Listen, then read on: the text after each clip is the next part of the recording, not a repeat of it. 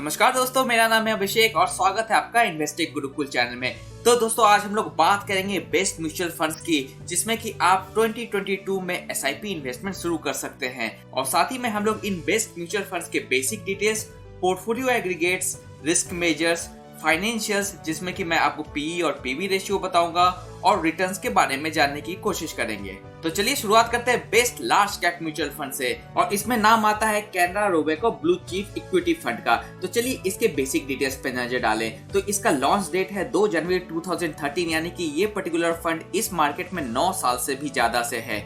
इसका asset under management 5200 crore का है, जो कि बहुत ही अट्रैक्टिव एयूएम है। इसका एक्सपेंस रेशियो 0.36% का है, जो कि अपने कैटेगरी एवरेज 1.1% से 1/3 से भी कम है। इसमें आप मिनिमम 5000 रुपए से लमसम शुरू कर सकते हैं, उसके बाद में एडिशनली 1000 रुपया ऐड कर सकते हैं, और इसमें एसआईपी भी आप 1000 रुपए से शुरू कर सकते हैं। इसका एग्जिट लोड 1% का है अगर आप 365 दिन से पहले इस फंड से बाहर निकलते हैं। तो चलिए बात करते हैं पोर्टफोलियो एग्रीगेट्स की। तो इस पर्टिकुलर फंड ने जायंट और लार्ज में मिला के 90% से ज्यादा का इन्वेस्टमेंट किया है। मिड कैप में अप्रॉक्स 9% का इन्वेस्टमेंट किया है, और स्मॉल कैप में कोई भी इन्वेस्टमेंट नहीं किया है। यानी कि Canara Robeco blue chip fund एक सही मायने में लार्ज कैप फंड है। जहां तक इसके रिस्क मेजर्स की बात करें तो इसका स्टैंडर्ड डेविएशन भी अपने कैटेगरी एवरेज से कम है, जो कि बहुत अच्छी बात है, यानी कि ये फ्लक्चुएट कम होता है। इसका साप रेशियो अपने कैटेगरी एवरेज से ज्यादा है, यानी कि इसका जो रिस्क रिवार्ड रेशियो है वो अपने कैटेगरी के अगेंस्ट में अच्छा है। इसके बीटा को देखिए तो वो भी अपने कैटेगरी एवरेज से कम है, यानी कि ये स्टेबल फंड है। और इसका अल्फा 5.41 है, जो कि अपने कैटेगरी एवरेज 0.16 से बहुत ज्यादा है। इसका मतलब ये है कि Canara Robeco blue chip equity fund के फंड मैनेजर्स अपना रिस्क लेकर के आपको अच्छा गेन निकाल के देते हैं।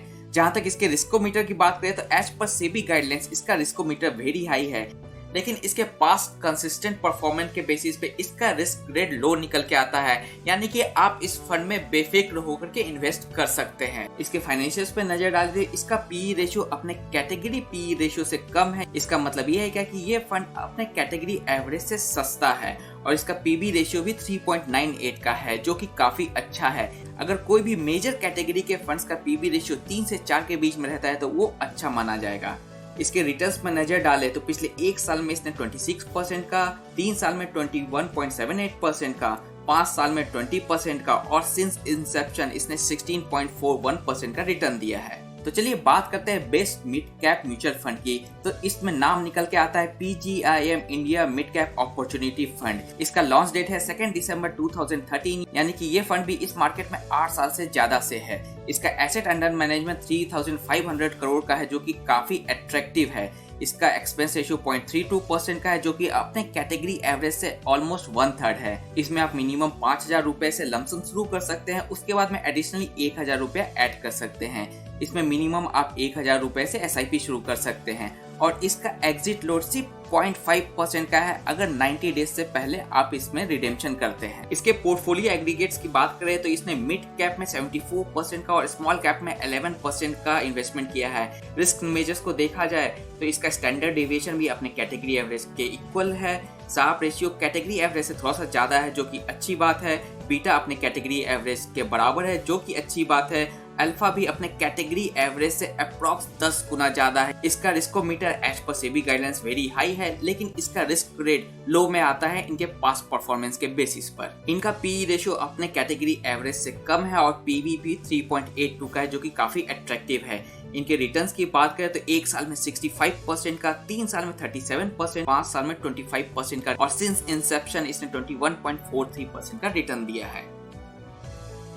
अब बात करते हैं best mid large cap fund की। तो इसमें मेरा पसंदीदा और पूरे देश का पसंदीदा फंड है Mirae asset emerging blue chip fund.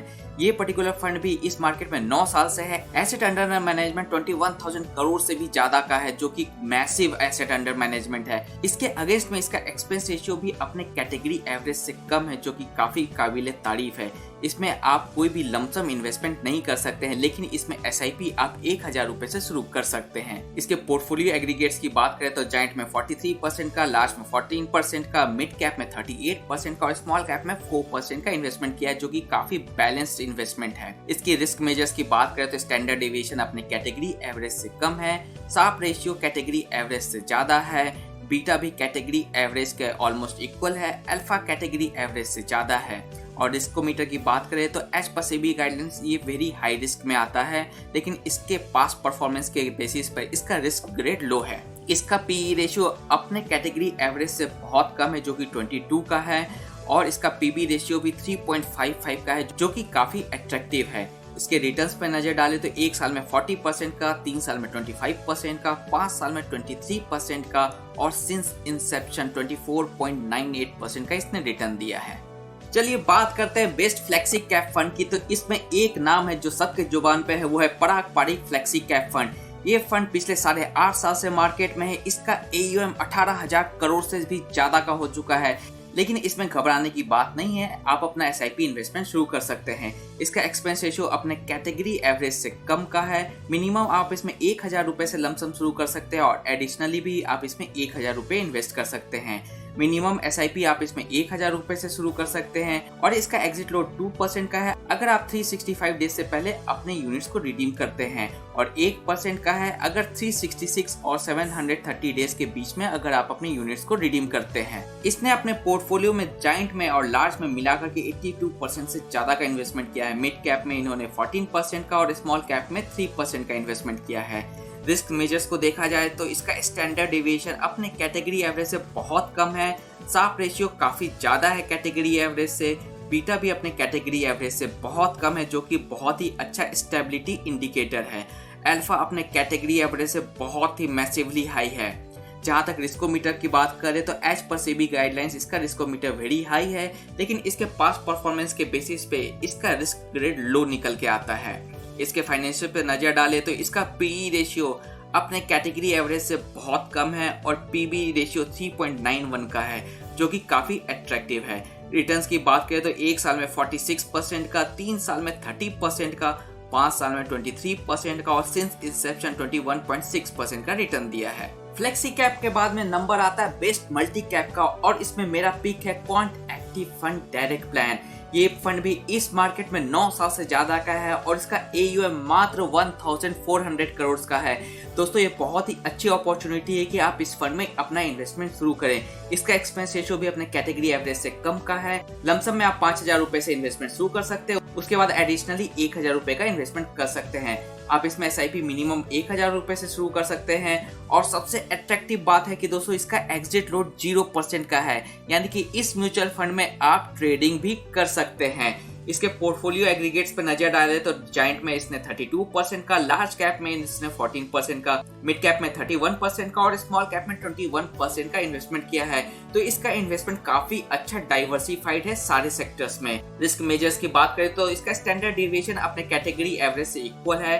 साफ रेशियो कैटेगरी एवरेज से ज्यादा है। बीटा भी कैटेगरी एवरेज के इक्वल है और अल्फा की बात करें तो अपने कैटेगरी एवरेज से बहुत ज्यादा है। इसका रिस्कोमीटर वेरी हाई है एज पर सेबी गाइडलाइंस, लेकिन इसका रिस्क ग्रेड इनके पास परफॉर्मेंस के बेसिस पे बिलो एवरेज निकल के आता है। इसका पीई रेशियो अपने कैटेगरी एवरेज से बहुत कम है, यानी कि काफी सस्ता म्यूचुअल फंड है ये। इसका पीबी रेशियो भी 2.46 का है जो कि काफी अट्रैक्टिव है।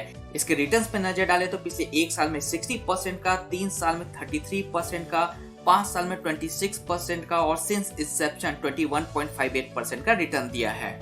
तो बात करते हैं बेस्ट स्मॉल कैप फंड की, तो इसमें पिक आता है एक्सिस स्मॉल कैप फंड का।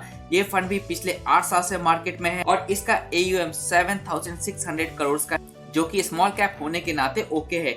इसका एक्सपेंस रेशियो भी अपने कैटेगरी एवरेज से बहुत कम है। मिनिमम लमसम आप इसमें 5,000 रुपए से शुरू कर सकते हैं, उसके बाद में एडिशनली 1,000 रुपए का इन्वेस्टमेंट कर सकते हैं। मिनिमम आप 500 रुपए से SIP शुरू कर सकते हैं। इसका एग्जिट लोड भी 1% का है अगर आप 365 डेज से पहले इस फंड से बाहर आते हैं। इसने जाइंट में कोई भी इन्वेस्टमेंट नहीं किया है। लार्ज कैप में सिर्फ 2% का इन्वेस्टमेंट किया है, मिड कैप में 40% का और स्मॉल कैप में 57% का मैसिव इन्वेस्टमेंट किया है। इसके रिस्क मेजर्स पे नजर डाले तो इसका स्टैंडर्ड डिविएशन अपने कैटेगरी एवरेज से कम का है। साफ रेशियो कैटेगरी एवरेज से ज्यादा है। बीटा भी कैटेगरी एवरेज से कम है, जो कि इसकी स्टेबिलिटी दर्शाता है। और अल्फा अपने कैटेगरी एवरेज से जस्ट डबल है। इसका रिस्कोमीटर वेरी हाई का है और risk grade as per its past performance low है। इसका पीई रेशियो अपने कैटेगरी एवरेज से कम का है। पीबी 4.79 का है, जो कि स्मॉल कैप होने के नाते काफी अच्छा है, क्योंकि स्मॉल कैप में सारे के सारे स्टॉक्स का पीबी थोड़ा सा ज्यादा ही आपको देखने को मिलेगा। अगर हम इसके रिटर्न्स पे नजर डालें तो पिछले 1 साल में 59% का, 3 साल में 33% का, 5 साल में 25% का और सिंस इंसेप्शन 26.54% का रिटर्न दिया है। अब फाइनली बात करते हैं बेस्ट सेक्टोरल फंड्स की, और इसमें मेरा पिक निकल के आता है टेक्नोलॉजी फंड का, और उसमें मैं पिक कर रहा हूँ टाटा डिजिटल इंडिया फंड को। ये फंड भी पिछले 6 साल से मार्केट में है। एसेट अंडर मैनेजमेंट 4000 करोड़ का है, जो कि काफी ज्यादा अट्रैक्टिव है।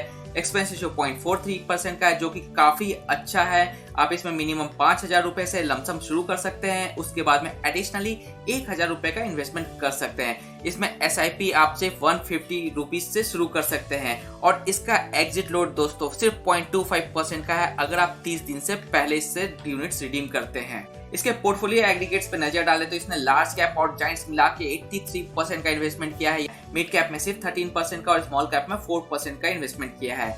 रिस्क मेजर्स को देखें तो इसका स्टैंडर्ड डेविएशन अपने कैटेगरी एवरेज के इक्वल में है ऑलमोस्ट। साफ रेशियो भी कैटेगरी एवरेज से ऑलमोस्ट इक्वल है।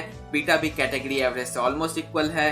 अल्फा भी इक्वल है, और इसी हिसाब से इसका रिस्कोमीटर वैसे as per SEBI guidelines very high है, लेकिन इसका risk grade as per the past performance low है। इसका पीई रेशियो अपने कैटेगरी एवरेज से कम है, यानी कि एक सस्ता फंड है, और इसका पीवी 7.45 का है, जो कि अपने कैटेगरी एवरेज 8.6 से कम है। इसके रिटर्न्स पे नजर डालें तो पिछले 1 साल में इसने 83% का, 3 साल में 41% का, 5 साल में 35% का और सिंस इंसेप्शन 28.12% का मैसिव रिटर्न दिया है। तो आशा करता हूँ दोस्तों आज का वीडियो आपको पसंद आया होगा। इसी तरीके के एजुकेशनल और इंफॉर्मेशनल वीडियोस के लिए हमारी टीम के साथ में जुड़े रहें।